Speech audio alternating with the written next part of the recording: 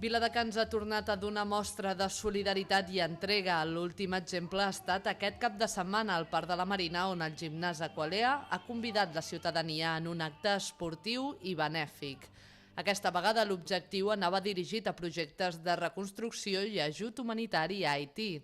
Concretament, els diners recaptats aniran destinats a la construcció de cases shelter. Ha passat el temps, ha passat, com deia, quasi un any, però ni molt menys el poble està refet. O sigui, de fet, estan en la total pobresa i passarà molt de temps fins que puguin estar com a mínim com estaven abans. Si buscas un motivo para ser solidario no tienes que buscar mucho, simplemente plantéate lo mal que está la gente en Haití, lo poquito que te va a costar acercarte un momento, colaborar.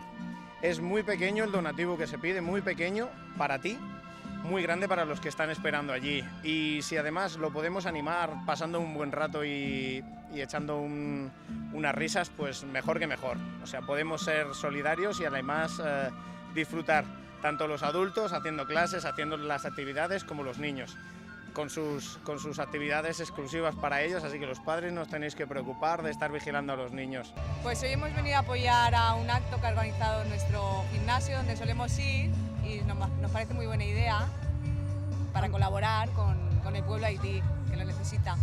Hombre, el acto merecía la pena de venir además con los niños y con los maridos y además del deporte, que también ha estado ahora chulo, de hacer la clase al aire libre, con los compañeros.